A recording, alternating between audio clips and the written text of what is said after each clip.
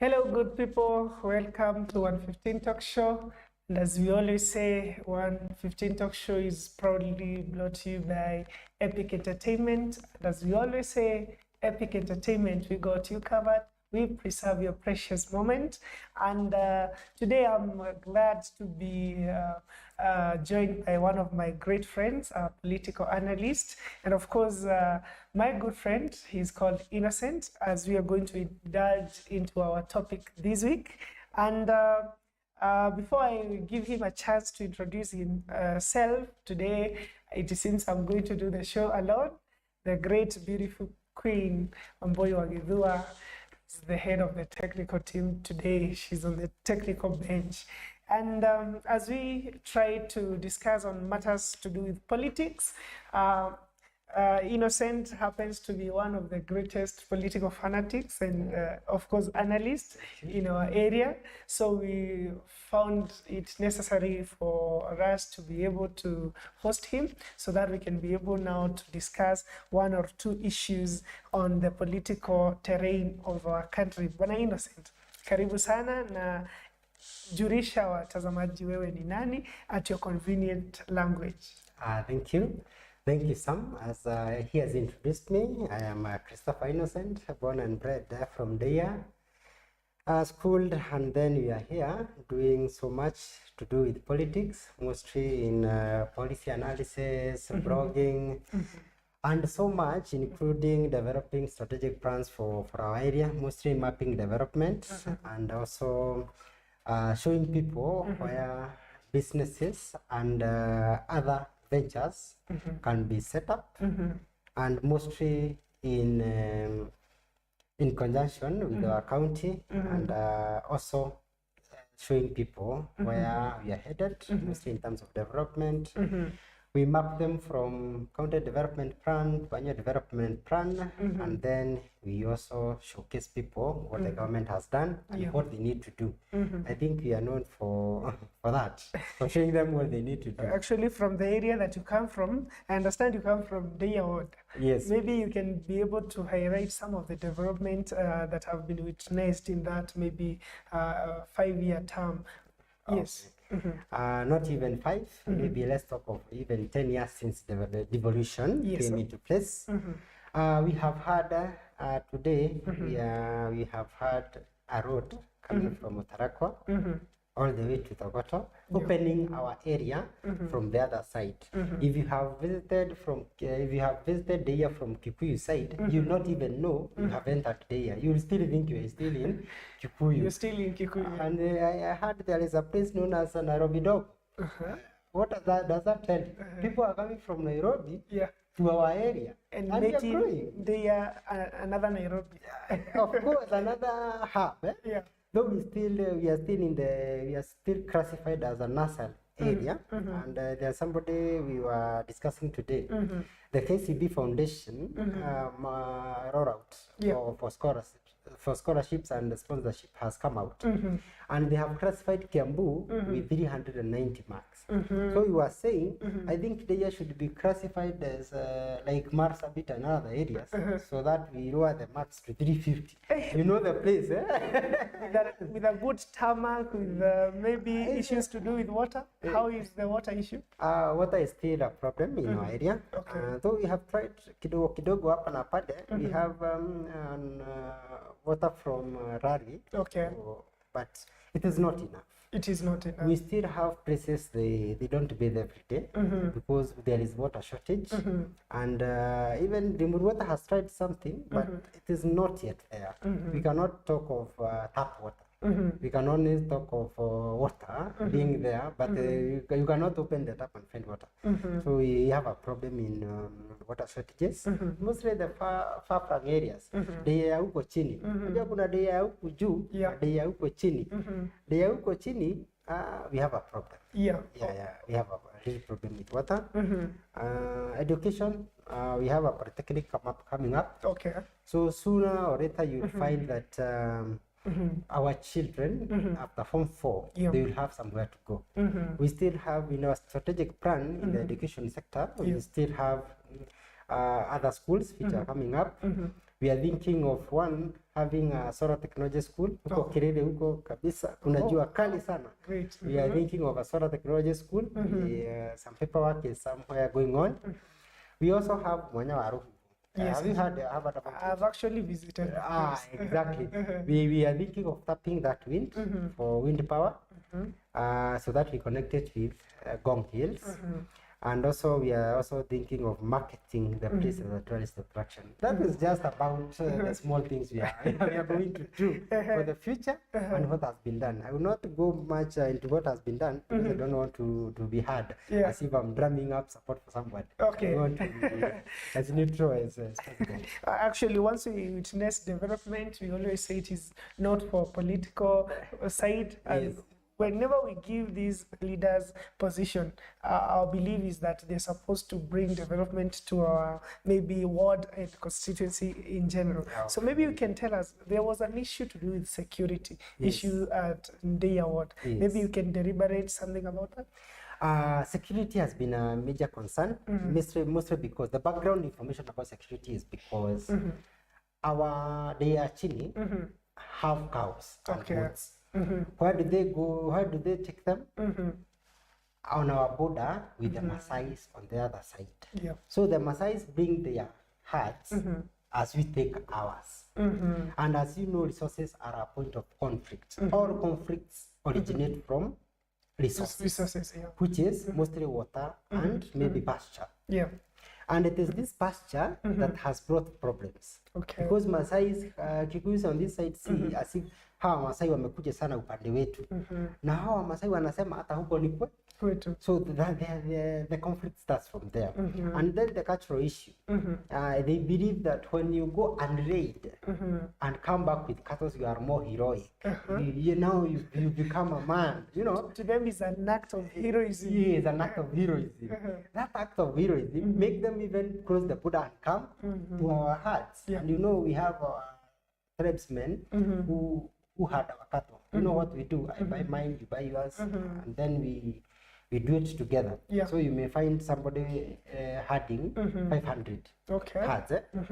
So for them, they know that. They know they have concentrated some herds somewhere. Can we go and get? So that's why you see the conflict is coming in. And it has been there for a very long time, but I think now the security thing has been sorted with anti-theft stock units. We have them pale Ndioni hapo chini, wameweka camp hapo. And then from the Kikuyu side pale Nashu, we have GSU unit imewekwa hapo kwa tent. So we are asking if it is possible, we have a permanent police station there. Sure. So, to deal with the issue of security. And of course, as we always said, the evolution has brought very many goodies to the local Mwananchi. And as Innocent, we call him the chief of staff. As he has just told us, the issues to do with good roads, good infrastructures. Maybe he can tell us, what about the issue of health? Do we have people accessing a good hospital? Are there medicine in those hospitals, if any? Yes. One, with the devolution in the past 5 years, we had our Ndeiya Health Center leveled up. From level 2 to level 3. In fact, the Ndeiya Health Center ranks number 1 in cleanliness on our maternity wards. It is, let's give credit wherever it's due. It is very clean, and I think the CEO there does a good job in making sure that the hospital is very clean. That one we commend. We commend the management for that. We have another hospital, Pale Kirere, is a dispensary. We have another one, Pale Romburi. Our only problem is management when it comes to supplies. We do not have medicine, and I would say that in low tone because they are my friends. But in terms of looking at utendakazi, kuangalia utendakazi wa pale hospitalini, tunafaa tuangalie sana hapo procurement. Because how come other hospitals run vizuri, others they don't? Another time I was told that a patient goes and anaambiwa ende ununue grabs. akuje na graphs zake. Imagine. Okay, that one is not okay.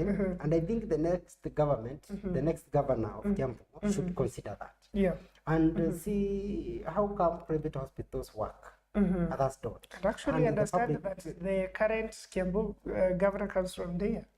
I don't know. Now that's where the disconnect comes in. Okay. How come we don't have even graphs? Okay. That one, we are not going to negotiate about it because we demand good services. Okay. The only thing that we do not brag about that is because we give them what we call goodwill. Okay. Yeah, when you call them, they respond and wanasema tutaangalia hiyo maneno. Yeah. But now after this I want to go and see what we did because waambiwa kuja na graphs. Yeah. For medicine, for the longest time I've been even in hospital and we have taken people other than Tigoni, where I've taken somebody and we have gone to the pharmacy and got medicine. Other hospitals have not. There is an issue. There is an issue with medicine Okay. that you are prescribed, and in the pharmacy in the hospital you don't have. You go buy elsewhere. But for Tigoni Hospital, when I was there, I took somebody some weeks ago, Yeah. and that thing was there. Even before Okay. COVID, the pharmacy is there to give you medicine. But others, the only thing I think Tigoni should have is a sonographer and all that and all that. Okay. Usitumwe picha nje, everything is done. Is a level 5. Yeah, we yeah. we should have more. But actually, we would want to congratulate Uhuru Kenyatta, especially wakati corona sasa ilifika. Exactly. I think the level standard ya Tigoni imeweza kuimprove Yeah, kidogo. exactly. So and we are hoping that once corona is a thing of the past, then that hospital will serve the purpose. And they will maintain. Yeah? We Those want them to maintain because maintenance is the hardest thing to do with mostly with the management. Maintaining a standard is usually very important and very hard to achieve. We want, we wish that the next governor, we don't choose just anybody. Yes, yes. I wish the Kiambu people get to know.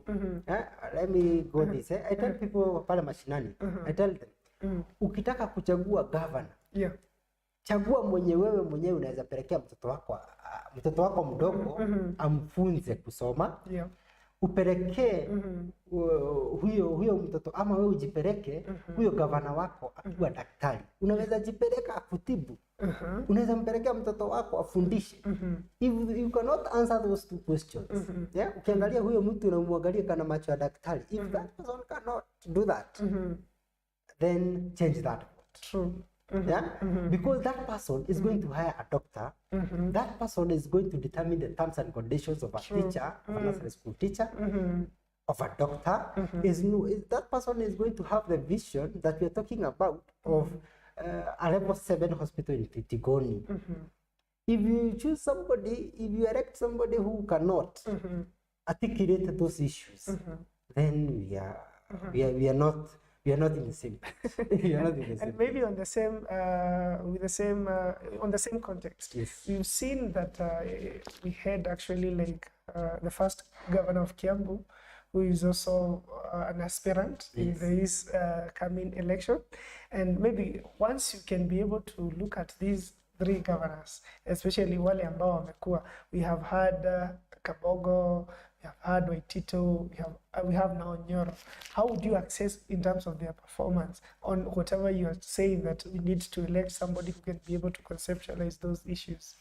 The first governor, that is William Kabogo, had the chance to even set the pace. And I'm happy to some extent he did. And also he was consulting with Vision 2030 of the country. So many projects that he did were in line with Vision 2030 of the country. Yeah. Because we want to a county that projects and a country that goes hand in hand with the county, with the country at large, the national government goals. For example, he was starting high level hospitals and story buildings in hospitals. Yes. For example, they were given. He did that, although he did not finish it. Yeah. We have the Tigoni one, yenye imemaliziwa juzi, and others. We can follow the ones that are around us. When you see that, now that in that in that context, you can tick him. The only problem he did, he miscalculated the politics and then the propaganda. So unasema kazi alifanya lakini siasa alishinda. Yeah, siasa ndio alicheza mbaya. Alicheza vizuri lakini akacheza mbaya. For Waititu, the only thing he did was a populist project, which to some extent are good. Okay. To some extent, to the wrong extent, in the short run, they're good. In the long run, they're not. Sure. Haziko. They are popular projects which are good. Like the Kasoba one? Yes. They were good because they were giving people money. Na watu wanataka pesa mfukoni. But in the long run, they're not. They're not sustainable. They don't have. They're not no longer. They're not anywhere. Even in our strategic plan, they're not anywhere. Yeah. They're gobbling up money, but they cannot be traced back. Yeah. But when you build a hospital, you just come and enlarge or refurbish or something. Yeah. True. So that's where we want. For Nyoro, for him, he is good. He has done so much. Only that he has not been in the correct side of politics. So hata yeye ni siasa sasa hajaweza kucheza siasa. Yeye amefanya vizuri. For example, the Githurai market. Yeah. I think it's a 1 billion project, if I'm not wrong, or a 500 million. It's a very big project, which is good strategically and the strategic plan of Kiambu and of the country. Yeah. That one was in Vision 2030. It was to be built. Yeah. He's doing well. Yes. Yeah. But politically, he's ground inamkataa. Do you know why inamkataa? Because we are coming from a populist agenda to a not populist but a sober one. Yeah. So with things like Kasoba was scrapped. Other things that hiring people just like that was scrapped. Even some people wakaachishwa kazi and people hataki kusikia vitu kama hizo. Hapana. Yeah. But ikifika ni utenda kazi, he has done extremely well. Kwa sababu amekuja akamaliza zile projects zilikuwa stalled kama hiyo Wagigi. Ilikuwa stalled na sidhani huyo mwingine angemaliza, lakini huyo amekuja akaimaliza na ikafunguliwa. Hiyo Tigoni kuja ikamalizika na ikafunguliwa. So in terms of hiyo hapo ameweza. The only thing that I expected na hakufanya is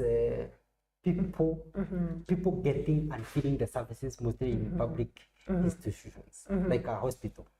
Yes. The rains zenye zilikuwa wakati wa Kabogo bado ziko. That's what we don't want to see, and that's what I expected him to do. Okay. Salaries za wafanyikazi wa hospitali nasikia zinakuja after 3 months. No. I expected him to like 27th kama polisi daktari analipwa.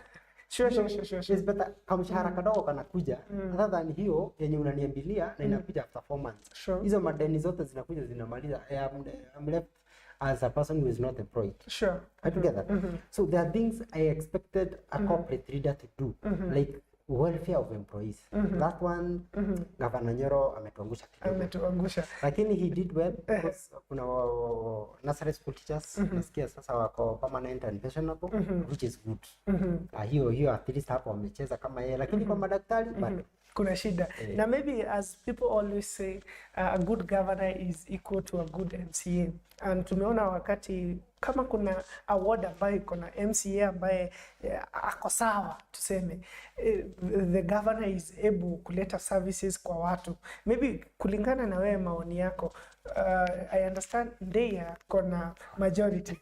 Na majority leader kwa pale, na singependa sana to discuss maneno ya majority sababu sahi pia ninaona anataka kiti ya MCA bado. Maybe tunaweza angalia our aspirant ambao wako kwa meza, ni nini wanaletea Wanjiko, ni akina nani, umewasikiza? Na wewe kulingana na mawazo yako ungependa kuambia yule Wanjiko wako pale nje ni nini anafaa angalie wakati ambapo anaweza kumchagua yule MCA. Lakini hayo yote ni katika sehemu ya pili ambayo tutaweza kuungana naye. Kwa hivyo stay tuned, Epic Entertainment, na kama kawaida tunavyosema ni always like, comment, and of course subscribe to our YouTube channel. So Epic Entertainment 115 Talk Show, on Facebook Epic Entertainment, Instagram Epic Entertainment, and YouTube of course Epic Entertainment 115 Talk Show. Na pengine Innocent, uko kwenye mitandao? Niko kwenye mitandao. Follow me pale kwa Facebook Christopher Innocent, Twitter @innocent. Hapo pengine Instagram @innocent. Na pia najua atatuachia namba ya simu, ndio tukipata mashida tunampigia na tunamuita kwenye harambee. Asante sana, tupatane kwenye part 2 ya hii show. Asante.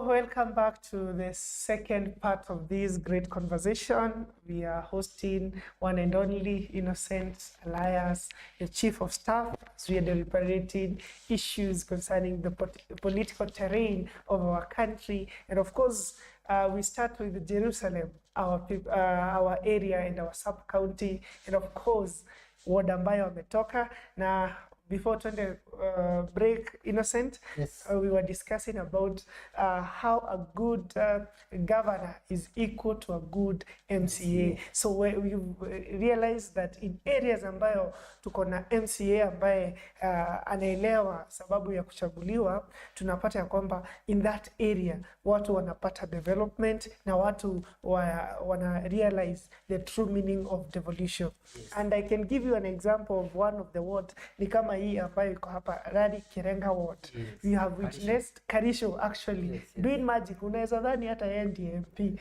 So maybe unaweza tuambia Ndeiya, kuna wale aspirant ambao wanataka kupatiwa the mandate by Wanjiku come 8th of August. So maoni yako ni yepi kulingana na the different aspirants?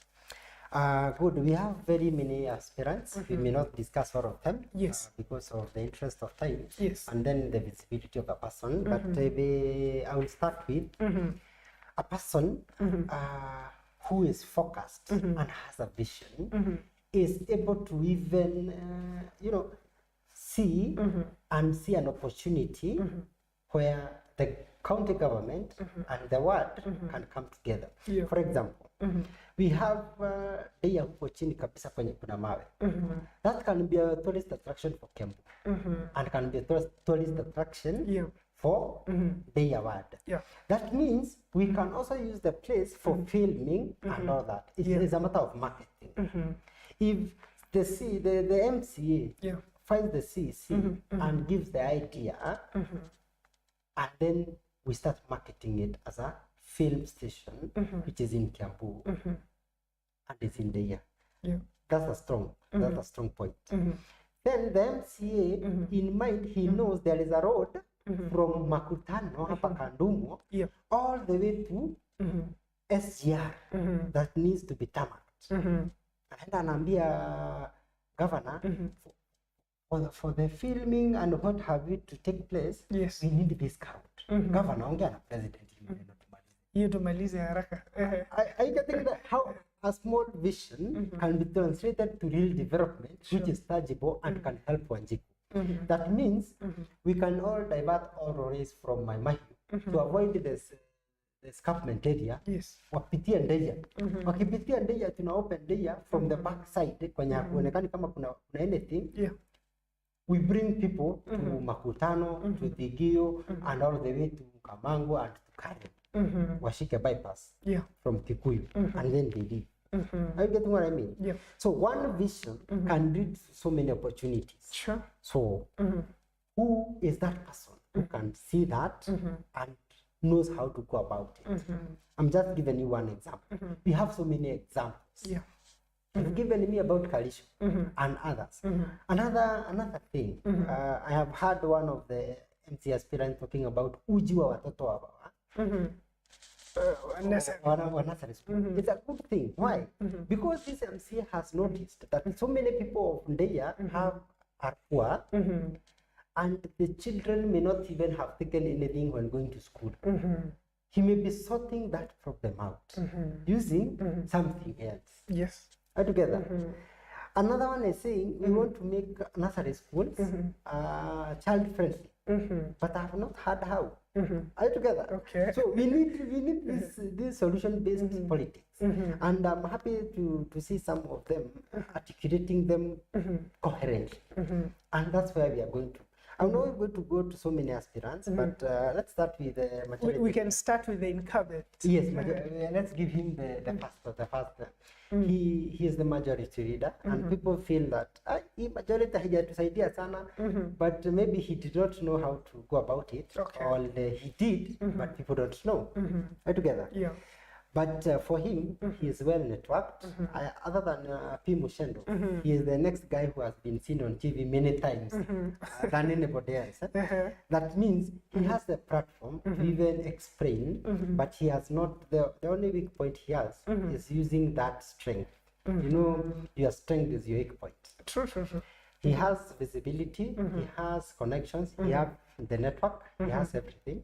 But now connecting it to the Ndeiya resident, that's where the problem is. So you want to tell me that Ndeiya residents have not realized the power that comes with a majority leader? They have not felt it. Okay. Maybe he has not been able to coin it well to them. For example, being majority leader, he has an upper hand. I may know. Yeah. In terms of allocation of resources. When other people are getting 6 kilometers of road, he got more than that. In fact, in the 2 years, he did 65 kilometers. Oh. But people don't know. But people don't know and are not feeling it. You know, the Ndeiya is vast. And by the Ndeiya and Kabete constituency are equal in kilometers. Together, Kabete is a constituency by itself and a sub-county. Yes. Ndeiya is a ward. Okay. So you can see the vastness. Yeah. And he has not been able to quite tell people how much he has done in the 2 years. He has been majority, like the 65 kilometers. He has not been able. And then the opponents are taking advantage. Okay.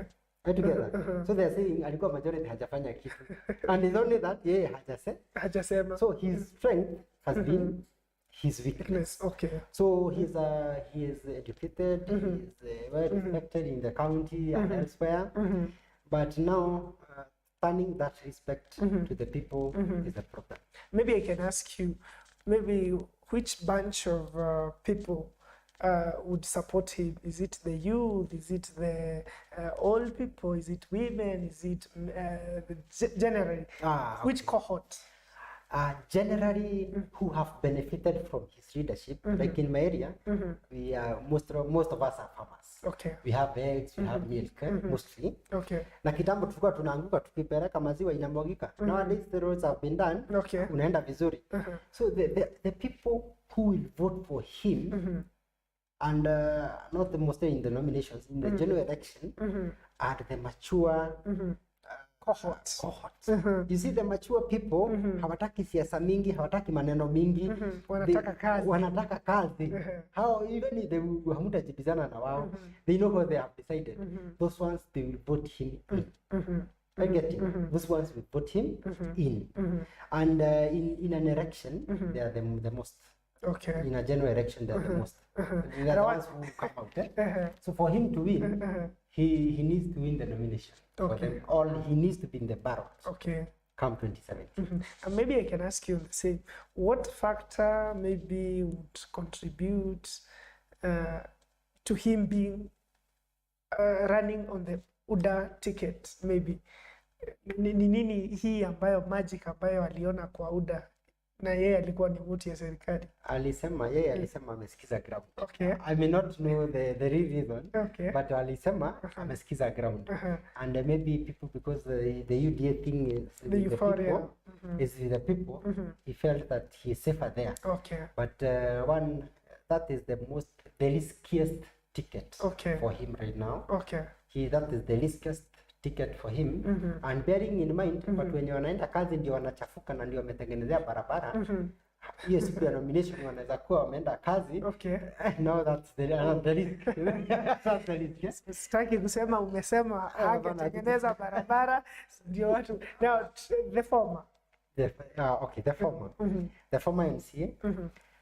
For him, one, his greatest strength, he was there when county government was being done, Okay. was being formulated. Now, all senior county government officials from Ndeiya has his hand. Okay. Yeah? Number two, the people are smart minds. Okay. And number three, those people keep him on top. People say he is not as educated. I will not authenticate the matter. But for him, he surrounds himself with those people. Just look at the circle he surrounds himself with. We have Ndeiya. Ndeiya is one of the chief of protocol. He is the chief of protocol. So you know what that means. Okay. I'll give you a story to Kendele of how he helps him. Number two, we have Dr. Kamau, a PhD. He's actually attended his graduation. Yeah. And you can see their buddies. Their buddies. Now you have Elder Kyogo, you have Dr. Kamau, you have Robert Fee, of course. You know, you have Governor P. Do I need to continue? It's okay. He's well networked. That network keeps him. For example, I'll give you an example of what makes him very popular on ground. Elder sits with the governor, so he knows what happens within the county. So even ile basari inaambiwa ya governor, I am not very sure, but I know he does. Ile basari ya governor, si atakuja na bili tatu. Anaambia mheshimiwa, fika hii tembelea watu. You know what you know, anaenda anaambia watu, unajua nilikuwa na governor leo. You know him, eh? Yes. You know, he's very good with PR. Yes. Unajua nilikuwa na governor leo, na unajua leo kwa sababu ya ABCD, nikamwambia Washiro akona shida ya mtoto. Nikasema nitatoka tu na hii form. Hii ni moja tu, si mingi. Ni yako Mama Shiro. Wewe jaza leta kwangu. Yeah, you know, and Mama Shiro kesho ataenda kusema nini kwa pale kwa group ni form. So that makes him very popular on ground. And then for him, kwa sababu he knows how to do PR. Yeah. Do you know he has a shade kwake kwa nyumba kwake kwa nyumba. He has a shade. Watu wakikuja wanakaa hapa wakimgojea maybe amke or you know, for the current hakuna kitu kama hiyo. Watu waendi kwake, but huyu mnaenda kwake. So you want to tell me he's easily accessible? I didn't say that. I said watu wanaenda kwake. Okay. This is that. Maybe I don't want you to misquote watu me. wanaenda kwake. Watu wanaenda kwake. I've had a situation ati mtu kirara njaa kwako uende kwake anakupea unga. You know, so he's a very generous man. I didn't say that. Basi mtazamaji utatuambia what that one means. Maybe anasema ni PR. PR yake anaicheza at that level. Okay. So for him, na ground kwa hivi. Okay. So for him, and then for those people who will vote for him. Yeah. Mostly is the border guys. Okay. Those people, mostly the single mothers. When maybe how are the poor people? Let's say poor people. How wanamfeel sana. The real hustlers now. I will not use such a word. I don't mean not to use it. But hawa watu, because hawa watu ndio wako na hiyo shida dogo dogo. Watu ndio wako na shida dogo dogo. For him, he knows how to go about it. So huyo mwenye ako na shida ya school fees, niliona governor na kupea basi ndio hii form, jaza vizuri, weke hizo vitu nilete, you know, the kind of fear. So he has been able to capture them. Yeah, the Buddha guys, how what, he has been able to capture them. And for him, you know, he has never been middle class. Okay. Yeah, ye hakupanda hapo. Okay. Yeah, you know, education ndio mostly inatupandisha hapo. Mtu akisoma ukipata first degree, ndio unapanda. For him, ye amekuwa tu na watu. So hao watu ndio anawaambia hii maneno anatengeneza. So maybe actually one thing I'm learning from you is that the issue of the former sio hakupotea wakati alianguka. Kupotea. Okay. Akona watu vile yeye ni venye tu hakuingia middle class. Okay. So about there is another giant. Maybe I want that one actually we tackle it on the new faces which are coming. Which maybe kulingana there are very many new faces ambao tunaona, and I understand now that Robert Fee will not be vying unless otherwise. Najua siasa wewe Robert tueleze kama unakuja ndio tuhame tujue kama tutaambia watu wakuchague na uambie watu manifesto, but I understand he will not be vying. Yes, hii ni kusupport wananchi. So but we have very many new faces, maybe kulingana na wewe, out of now the very many new faces, ni akina nani unaona wamejitokeza vizuri, wameweza kuuza sera zao na watu wameweza kuwasikiza? Yes, I will take you back to Robert Fee. Okay. Robert Fee is my friend and we did something back then. I've not seen somebody who is able to articulate issues as Robert Fee did. Somebody giving you the problem and the real solution. The only other person I've had, maybe outside the word, is Jacob Rugami. I've had him articulate issues the way Robert Fee did. And what articulation does to a politician, it gives you royalists. It gives you people who will always wonder, where did Sam go? Where did this person go? We want him back. There was a poll done, I saw it online. I don't know if it's authentic. I cannot authenticate it. But it ranked Robert Fee with 13%. Okay. You know, just behind the Ken. You know, you can see, and he's not vying. You can imagine somebody who is not vying, but his name is on the ground. People are really feel him. True. And they think that he should come. But I understand right now, and we want him to be where he is because he is in a good position, which can also serve the people of the year. Right? True. On the new faces, we have seen new faces which have come. I just highlight one or two because I may not know of them. Okay. And I also want them not to feel left out. Okay. I will start with Ken. Ken is a friend of ours. Tulianzana kitambo na tunajuana. He is only famed by taking people places. They're calling him the network guy. Oh, okay. Yes. He's my connection of Ndeiya. No, you say that. I don't want to. Yes. Mostly parents. You know, parents are becoming desperate with their children. Yes. And wanashindwa hawa watoto wetu wataenda wapi after wamemaliza shule, wengine wamemaliza hadi campus, wataenda wapi? And Ken has been there and showing them, anawapeleka kwa reli, kwa kanjo, wapi, na wengine nisikia hata Makueni kuna watu nasikia, lakini ni kusikia. Sijasema well networked. Baya kusema maneno huko shua, lazima useme huko shua. Yes. But wazazi, they are falling for that. As they are falling for Munga because of that. For him, they're flying the start. Okay. Yes. The parents are feeling, this guy can really take our children somewhere. So his concept of employment can be realized. Yes. And employment, he is sorting it out. Okay. You know, like people are asking, kuna yule na yule, na huyu hako na hiyo kitu alikuwa nayo, naona sasa, you know, there's that argument. And parents, you know, parents ukitaka kuingia kwa hati ya mzazi, ingia through the child. Sure. Huyo mzazi atakufolia hapo. They will fall for you. Sure. So Ken, that is him. Despite his age, anasikizwa sana pale, wanaona ni kweli this guy can really do something for us. And it is true, people have seen it, and he has deliverables. There are others like the gentleman. We have a gentleman in politics. All the three I've mentioned, they are known to handle it hot. They handle it hot. But we have a gentleman in politics, in politics, wanasema ni Ken Wakuraya. Okay. Yes, his bro Charles, Charles Mukai. Okay. He is very good in articulation of issues. Okay. I think is because of his age and what he has gone through. He is doing politics as we wish they should. Okay. And he's doing very well.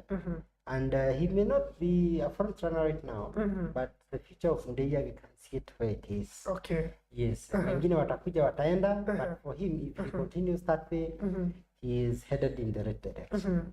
Yes. Okay. We have other people like there is a woman. Okay. We have not met. Okay. I don't know how much, but she's doing something. Yeah. She's articulate and she's doing something. If we have a future, then it is in her. Okay. We have others, like we have Getema guy, he's there, he's doing his thing. We have others like Frederick Jogu, and they're there. And there is an insurance guy, what is his name again? He's a friend of mine. Kuru, Mtetezi Kuru. No, Okay. not insurance. Okay. It's the other one. Jack Winters. Jack Winters. Tunamuita Jack Winters. Lakini anaitwa Jack Ngumo. Okay. Oh, He's also Ngumo, yes. Ngumo, yes. He's also another young guy who is very popular as a person.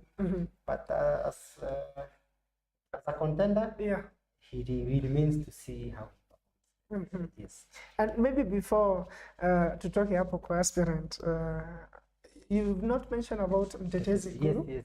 I just forgot. Okay. Nilikuwa naangalia hiyo poll, ilikuwa hakuwa. Oh, okay. But from Mtetezi, he goes down and up. Okay. Goes down and up. And he vied last time? Last time? He's a very good contender. Okay. But now, because of maybe things here and there, he is going up and down. Okay. Up and down. But I would refer maybe on Rapujomo from Okay. Gresha to even nurture him and maybe bring him up as he should. Because he needs Mtetezi Kuru Waweru, for him as a person that's friends who can hold him and hold him together. Okay. As we have seen, for example, Ken. Ken has a very big list of friends. If you have ever attended an event for Ken, you'll be surprised by the so many people across ages. For Kuru Mtetezi, he does not have such. Okay. And I've told you, for example, Munga has some people who surrounds him at all the time. So he's not able to maintain his circle. Yes. Okay. Yes. He needs to have a very strong circle. Okay. So that even when he goes down, he sees There are some people who are lift him up and do it timely and hold him strongly. Even if anaanguka, shikiliwa. Even in national politics, 2002, when Kibaki got an accident. Yes. Raila Odinga was there and he steered the campaign as if Kibaki was there. We shall come back to there when.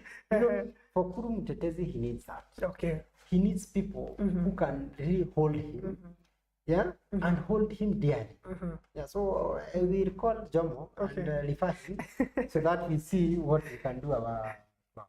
Okay, as we are going maybe on with our discussion here, I would maybe want to hear your views. Wewe binafsi una support nani katika kiti kile cha MCA, and maybe Innocent, I would want us to shape this discussion in another manner. Yes. Like some of the factors that will be great factor when it comes to now the election year August 2022. Will party be a factor? Will party be a factor? Will now that money be a factor? Or what kind of factors are we looking forward to see the Ndeiya MCAs wakiwa kama ni party yako sawa, then ako sawa, kama ni pesa ama nini, ama watu wako tayari kusikiza the vision and they get them to the ballot? I'm afraid that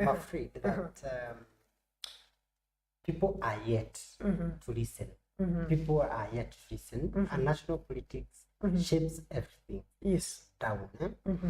Other than Limuru constituency seats, other seats are mostly governed by how national politics plays out. Okay. Yeah, I'm afraid that the best candidates may not even be in those parties. Okay.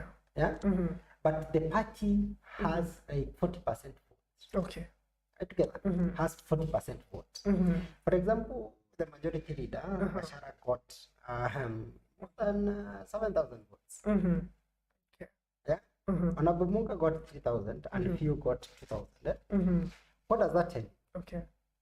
Few has the best policies amongst them three. Together. Yeah.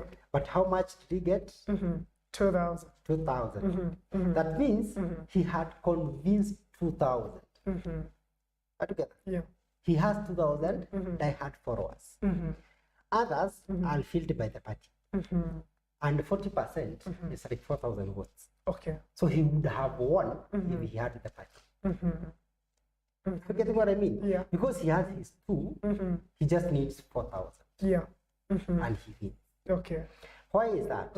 Because our Wanjiko is not yet there to go and interrogate the parliament. So we have 6 people, like we have mentioned. We have this and this and this and this. What has this said that I fall for? What has this said that I am falling for? Yeah. What people follow? What did Uhuru Kenyatta say? Ati penye utaona DNA nilikuwa hapo ndani. Yes. Ati kuna katutura, you know, they were asking katutura kaya, you know, and then they go voting. I get what I mean? Because our Wanjiko is in quotes lazy. He does not want to interrogate. And until a time when you make a decision from your own interrogation, that's when we shall move ahead. Even all of them 6, everybody has a point or two, but they will not vote because of that 1 point or 2. Okay. They will vote because of, you know, the party euphoria. Okay. Or what did Uhuru say? What did the other person say? I don't want so and so. Just because I don't want some, I cannot vote for example, Philip. Okay. Are you getting? But I'm not interrogating Philip. Okay. As a person. As a person. Philip should have, should not, Philip cannot have everybody's favorite. Yeah, I may hate some, but I like Philip. I should vote for Philip. I'm not voting for some. True. Together. Everybody has a person people don't like. Sure. Hata utasikia ground watu wakisema huyo mtu tunampenda lakini watu wake. You know, just an excuse. This watu wake thing is what plays on the barrel. Unasema Uhuru ni mzuri amefanya kazi lakini you vote against Uhuru. Not bearing in mind mtu mwenye unachagua si Uhuru, is your MCA who is going to determine kama hiyo barabara hapo kwenu wewe utaanguka na maziwa. Sure. By the way, one of the roles of an MCA is role number 3 inakuanga there is representation, there is making laws and oversight. Oversight, Oversight inamaanisha MCA akipita hapo kwa hospitali anafaa ingia angalie kama kazi inafanyika ili apeleke petition kwa county assembly. CC aulizwe kwa nini Ndeiya Health Center has no. True. But because huyo mtu hako na hiyo yeye ako na ingine, that's why Ndeiya Health Center hakuna grabs. That's why Gesha Health Center wanakuwa kanunue dawa. That's why bilioni haijamalizika. That's why another one is not working. Why? The oversight role has failed. Sijui kama unanipata. I get you. So if you vote somebody because amevaa yellow ama amevaa anything na yeye hajui what happens where, he will be passing that hospital as if si yeye anafaa kuangalia. Atapita kama yellow. Atapita kama hiyo. I get your point. Yes. Now that's what we do not want to see. I wish people can interrogate a person. Mostly the MC and the governor. Watu wasicheze na hiyo kiti. Hiyo kiti dogo hiyo ndio imekukaribia sana, ndio inauma sana. True. Because your wife akipata mtoto utamkimbiza Aga Khan. Hapana. Ama kwanza utaingia hapo bilioni. True. Billion. Yes. So those are the things I would love people to interrogate each and every aspirant. Okay. Wajue. Mostly MCA na governor. And maybe as we are heading to a short commercial break, maybe unaweza tuambia the social media factor. Especially tumeona a lot of wrangles, abusive language, especially on those platforms. What the factor ambayo inaletwa na social media? Social media, that's where we are. That's where we get our daily bread, and which is good. The only thing that social media does is amplify your PR or your public relations. Watu walikuwa wanasema ati mtandao hauna kura, but we have seen people wameangusha kutoka kwa mtandao. You know, si ati ni mtu ameenda amechukua microphone somewhere. But wameandika kwa mtandao ulifanya ABCD na wewe unaisha. We have seen it even play out in the general election in the US. The social media was a great factor. So social media is part and parcel of campaigning right now. Okay. Even those polls we are talking about, where are they published? Online. They also have an impact. They have an impact. 30% of voting will be done online. Okay. Yes. But 30% of voting will be done online. Okay. So the more profound you are online, you just know 30% of your votes will come from there. Okay. Because, for example, Ndeiya has no young people. But young people from Ndeiya are outside, me included. Tunaishi huku juu. Are together? Sure. Because that's where we get opportunities. Sure. We shall just go back there to vote. Who are we going to vote for? Somebody. Tunaona kwa mtandao.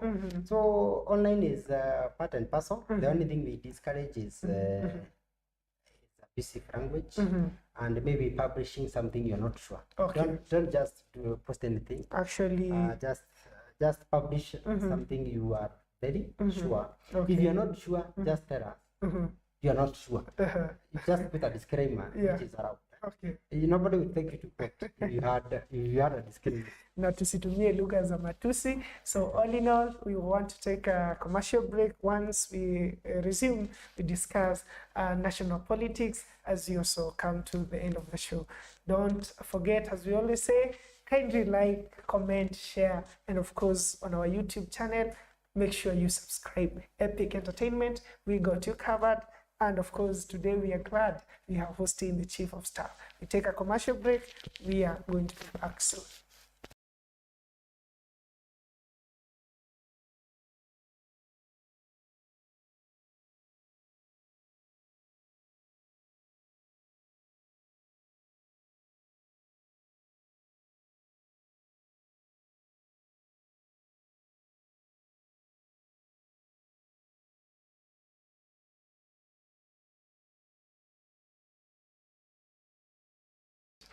Thank you. Welcome back to our last episode for this segment. And we are glad that today we have Innocent alias the Chief of Staff, who together we're discussing matters to do with politics. He's a political fanatic and a political analyst, and vehemently he's endowed with that knowledge about siasa za Ndeiya, siasa za Limuru Sub-County, Kiambu County, and of course matters of national interest. And today we are discussing those issues so that we can be able now to have some sort of knowledge about hizi siasa by the time tunafika mwezi wa 8, ni nani, ni vipi mtu ataweza kujinyakulia kile kiti ambacho anatafuta. And as we always say, Epic Entertainment, we got you covered. And pale kwenye mtandao Facebook, Epic Entertainment 115 Talk Show,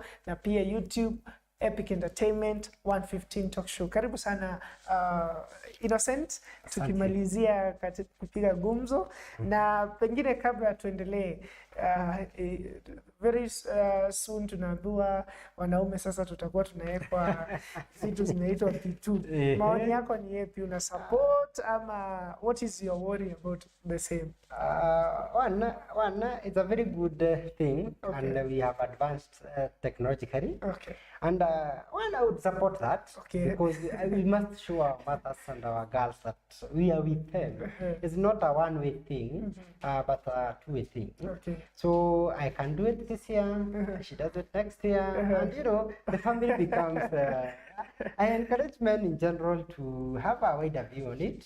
If it does not have side effects, Okay. yeah, we can take it. We can take it. There is no problem. Tuna exchange. Hii mwaka ni Wamboi, next year ni mimi.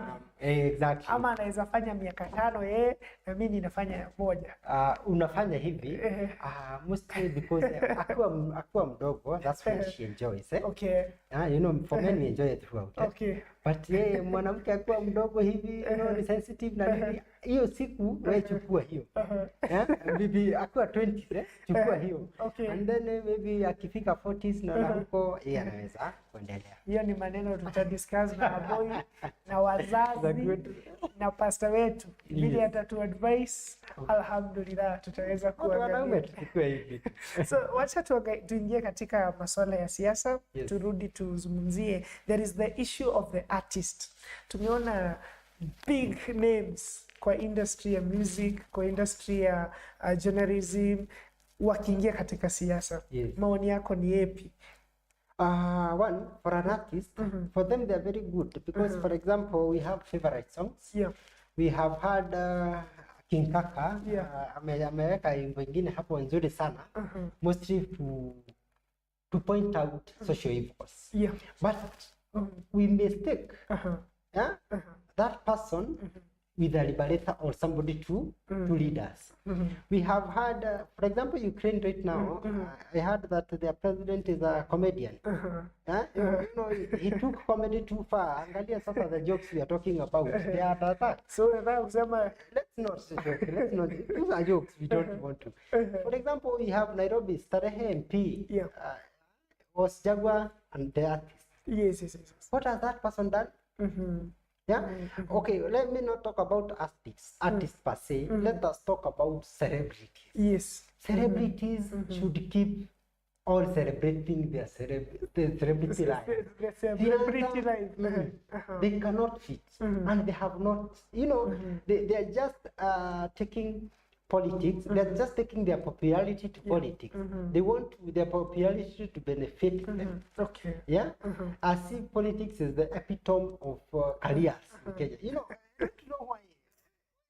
It's the epitome of careers. As long as when mheshimiwa umefika, career yako imefika mwisho. By the way, it is true because I have never heard of a honorable MP or a honorable somebody being employed anywhere. Exactly. They become unemployable. True. Because we have made politics in Kenya to be the epitome. So kuingia siasa ukiwa kijana ni vibaya sana because unajua unafika career yako inafika mwisho haraka. Unazeeka mapema. Unachukua retire mapema. So my point is I do not encourage. Okay. I do not encourage at all an artist or any celebrity joining. Look at the people like Jicho Pevu. What has Jicho Pevu in parliament and he promised us? He joined UDA. Okay, that's an achievement anyway. Then UDA is an achievement. I think it should be celebrated. But maybe if you look it from this angle, we have people like those who are aspiring maybe to be women representative hapa Kiambu. Tuko na mtu kama Nongari amekuwa kwa ground akisaidia watu maneno ya the families and what have you. Hata juzi niliona kuna familia ilikuwa na domestic violence. So huyo mtu anasema tu mkipatia chance ataendelee vile. Tumekuwa na rather great inspiration to most of men. Tunampenda sana by the way. She's our advocate. Na tuko na wengi akina Royce King, mwimbaji aliyebobea katika maneno hiyo fani. Ni vizuri nikukate kidogo nikwambie ebu tuweke siasa kwa wanasiasa. Yes. For example, that person who mentioned Ongari, she's doing very well. Yes. But doing it for politics erases everything else. Are you together? Okay. So I wish our artists remain artists. Royce Kim should just go there and concentrate on his lyrical expertise. Yeah. Right now, he's practicing some other lyrics which are not commensurate with what he does. Wamuranda, he's losing it. Yeah. Yeah, who will listen to him after August?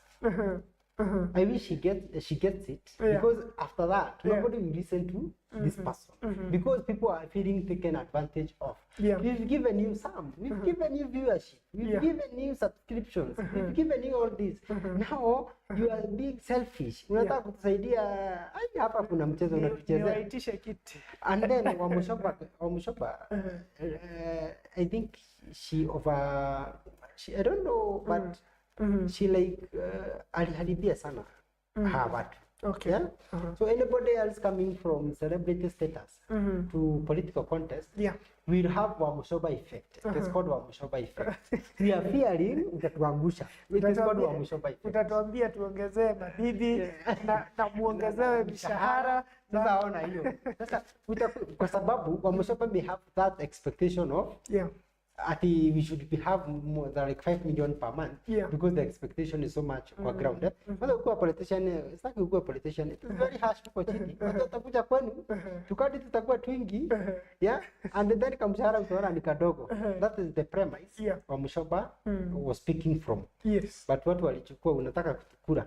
So the Wamushoba effect is affecting your scheme, Wamuradha, and the rights. So the same with the young people. Tulichagua young people thinking that because we are young, they watakuja represent us very well. But they did not have an agenda, they did not have an idea. Walienda huko wakashindwa huku kunaendanga aje, before they realize 5 years are over.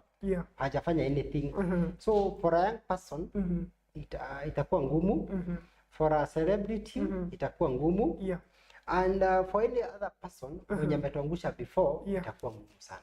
Okay, now, a quick one. Are you pro Azimio or pro bottom up? I may not understand the last part. I am pro Azimio. I'm pro Azimio because I understand so many things that Azimio is talking about. First of all, Azimio la umoja. Yes, tunataka kushikanisha nchi yote. We do not want a 41 against 1 again in Kenya. We want watu wote washikane. Na ukiangalia pale kuna siku nilikuwa nimepost pale kwangu pale Facebook, nilikuwa nimepost 1982 liberators from Kireto Morungi, Gitokui Manyara, James Orengo, Young Nyongo. You know, those people are coming back. That's what we are calling Azimio. We are not saying that other people did not do anything, but we want to see the zeal and the energy that was back then. We want to take our country back in line, headed by His Excellency and the late Honorable Raila Odinga. If he reads the park, I'm telling you, we are going to liberate this country once more.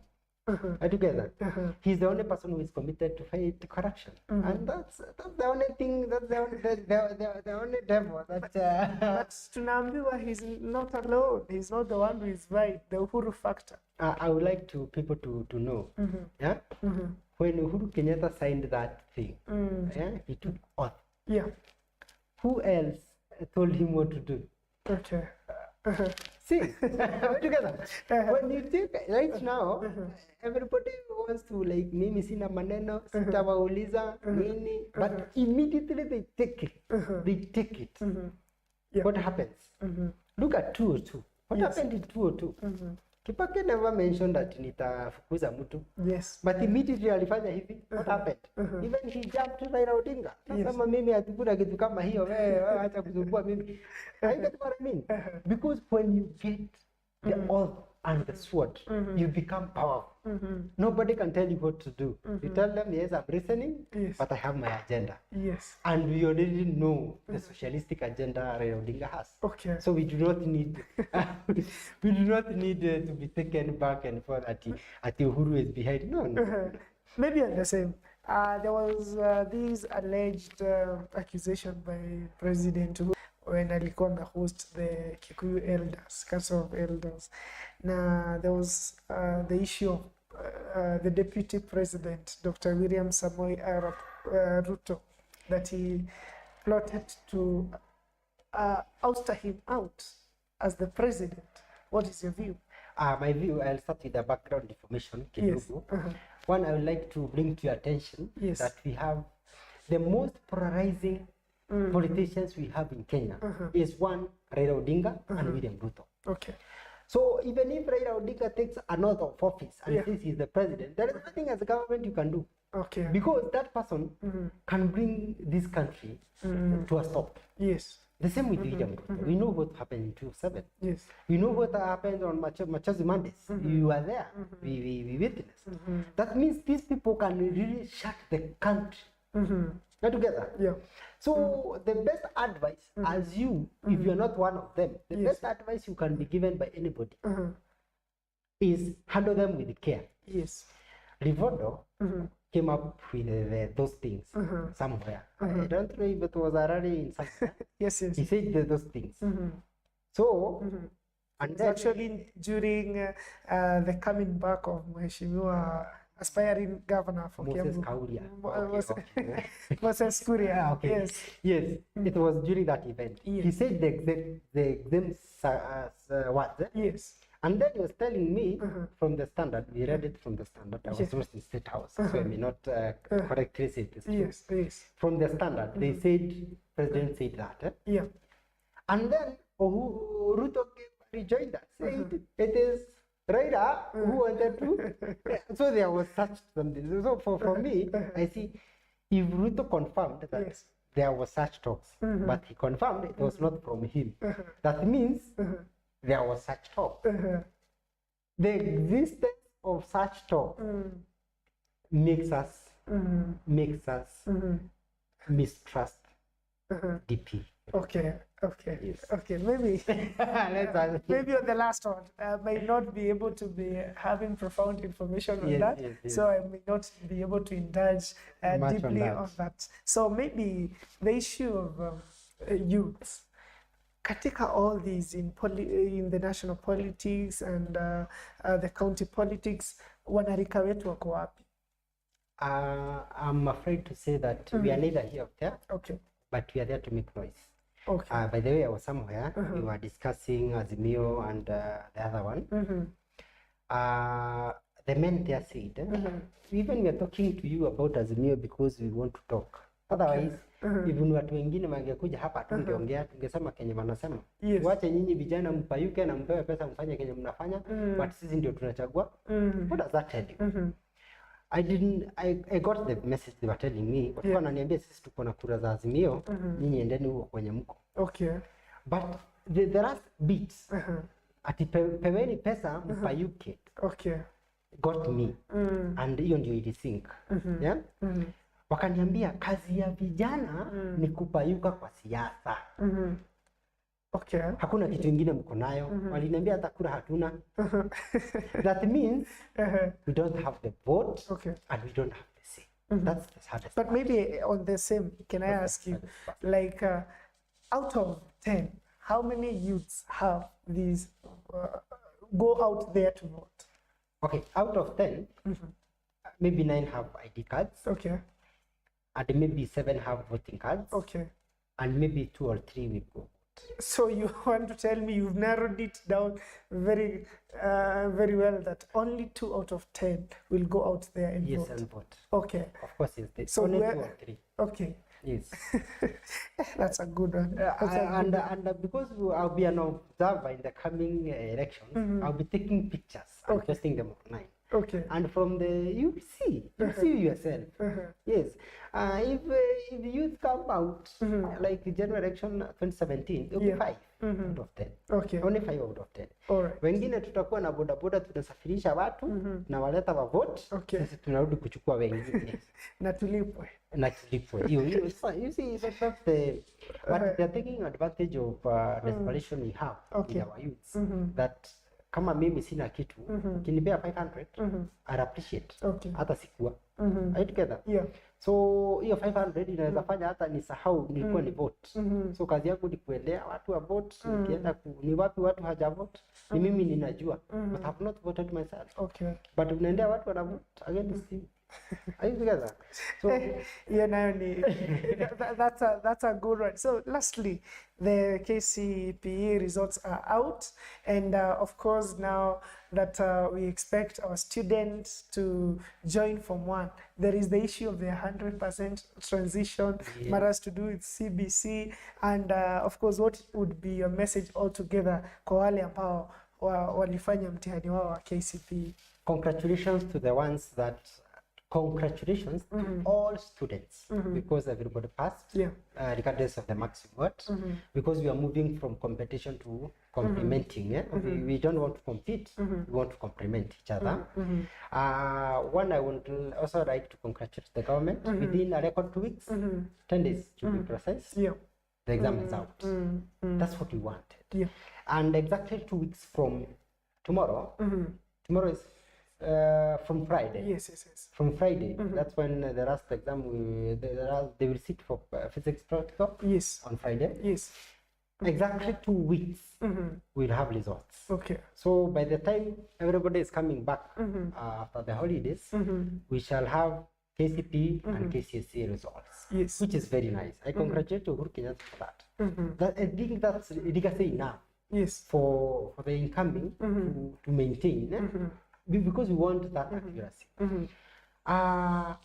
On CBC, we are expecting the first CBC come this July, right? Yes. And I don't know if CBC wanaita form 1. Kuna mtu kwa Facebook alikuwa ananiuliza sasa kutakuwa na form 1 ya CBC, form 1844. Sasa your young child alikuwa class 6. Huyo mwenye alikuwa class 7 ni older, huyo ameenda form 1 before.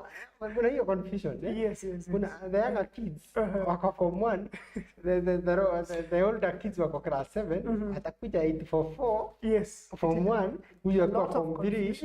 Yes, a lot of confusion. Or that grade according grade 9. Yes.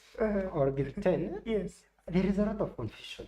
We are headed to somewhere.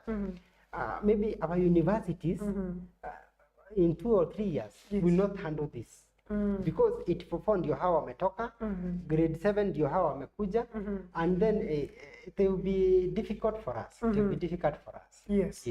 Okay, now maybe we are coming to the end of our show. For this segment, we were glad that we had hosted the Chief of Staff, Mr. Innocent, who is a political fanatic and analyst. And we are glad that you people, you are watching, and it's unfortunate because of time, we shall not be able to continue. So until next time, we want to thank you, our loyal viewers and our loyal supporters. And of course, as we always say, we are always grateful to Safaricom Foundation for the equipment grant, and we are promising you that we are going to deliver to the latter. All the best. We wish you a good week. We wish you all the best as you take on your normal duties, and of course ukiwa kazini, ukiwa masomoni, tunakutakia kila laheri. Bwana Innocent. Yes. Ambia watu kwa heri na unaweza tuma salamu. Yes. Bottom, at the bottom or at the tail end. Yes. I wish we all vote and vote wisely, and kindly let's interrogate our the ballot. Let's interrogate the ballot and choose wisely. Choose wisely, vote peacefully, and go home. And there is life after August. Sure. There is life after August. Number 2, politicians are friends. I don't know how we see our neighbors. Politicians are our friends. So choose and choose wisely. That's the bottom line. Yes. Salamu kwa watu wetu wa Ndeiya, tunawapenda sana, tutazidi kuwatumikia. Yes. Asanteni sana. So until next time, we wish you all the best, all the best. Don't forget to like, share, comment, and subscribe. 115 Talk Show, and of course, Epic Entertainment. We got you covered. Till next time, kwaheri.